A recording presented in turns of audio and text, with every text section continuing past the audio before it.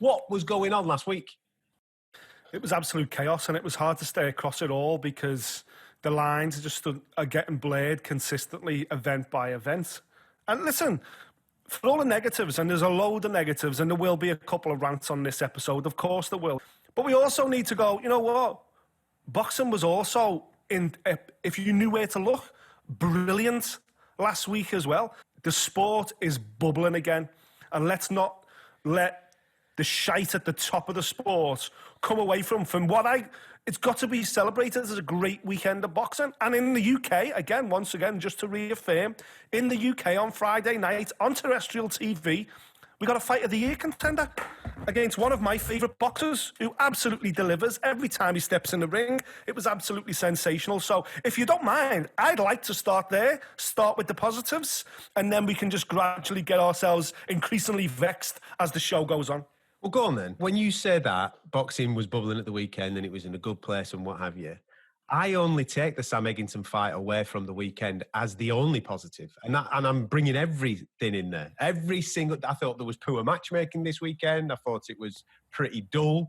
I thought it was very obvious what things were going to happen in fights. And then obviously we had the kamikaze and farcical stuff that was going on over in the States on Saturday evening. Let's just say that I caught up with Friday night's Mick Hennessy Channel 5 show later on over the weekend. I thought the main event was absolutely outstanding. Sam Eggington taking on Bilel Jkitou, who was undefeated coming into the fight. Some tough, and I mean tough, Parisian, and there isn't many of them out there. We all know fellas from France are usually flakes, but this guy was a tough Parisian. He came to win. He brought an army. The atmosphere looked amazing in Coventry. The French travelling army made loads of noise. And you know what?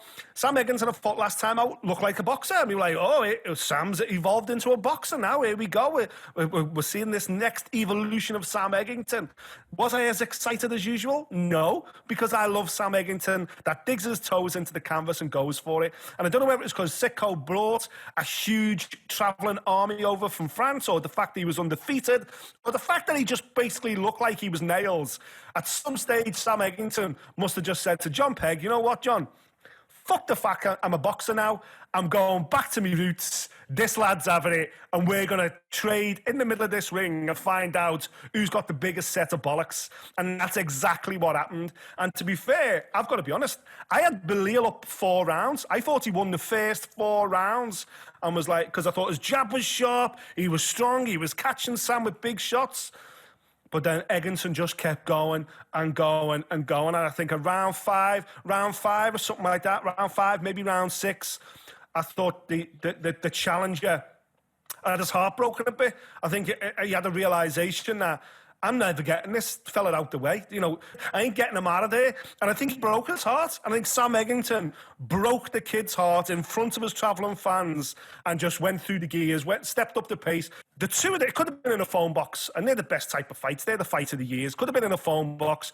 The two of them are using their heads badly. But there was stages in the fight where they were literally just forehead to forehead, swinging hooks at each other's body. It was fucking remarkable. Barry Jones nearly stroked one out on the commentary. You know I like Barry Jones on commentary anyway. I think he's ace. He really got me going as well. And I was like, if this was the only thing that happened this weekend, if this was the only thing to talk about in the world of boxing, then we would have a really happy Fight Disciples show to do on Monday morning, because this is what boxing's all about. Is Sam Eggington the best middleweight in the world? No. Is Sam Eggington value for money every time he fights? Yes. Is it a surprise that Mick Hennessy's got him as his headliner on Channel 5? Absolutely not, because Sam always turns up and always delivers. And listen, I've talked about it before. I feel like Matthew missed the opportunity with Sam to get him over to Vegas to see his name in lights. That's what he deserves. I know Mick's trying to build something with Channel 5 and everything else. There is a big opportunity somewhere for Sam Eggington to have this big, huge fight to absolutely cap a career that, let's not forget, started off as him wanting to be a journeyman. You know, he walked into John Pegg's gym and said, I want to earn some extra money. I'm a forklift truck driver. I need some extra cash. Can you get me out every weekend up and down the country to earn a few extra quid? And next thing you know, he's fucking, smashing up Paulie Malignaggi and winning the European title. That's the journey we've been on with Sam Eggington. And I just thoroughly enjoyed watching him do what he does best. stand in there, dig his toes into the canvas, swing the fuck away with an opponent that's absolutely game to bits. That's how good it was. Fight of the Year contender. That was the best thing. Thanks for listening to Fight Disciples, everybody. Please come back next week, because we love boxing. That's all we do. We celebrate boxing.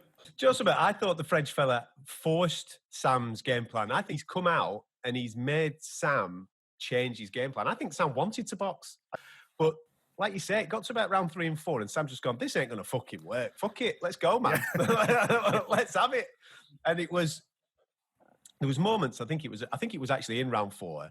They're literally, like you've just said, forehead to forehead, just looking at each other and going, right, go on, you have a go. Bang, bang, bang, bang, bang. Right, I'll have a go now. Bang, bang, bang. And it was just like, what is going on? It was absolute madness. It was fantastic. And you are right to highlight this as the piece de resistance, the cherry on top of the boxing cake this weekend. Channel 5, Sam Eggington. Yeah, it was a shit cake. Yeah, it was good. We just had good icing. That's what we had. Whoever baked the cake was shit, but we had some fucking wonderful marzipan to get stuck into. It, by an absolute country mile, was the best thing in boxing this weekend. Man, Sam Eggington absolutely won boxing.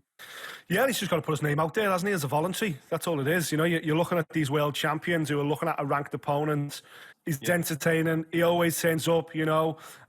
He potentially brings terrestrial TV if they don't mind travelling or whatever it may be. So he is an attractive opponent for a current world champion.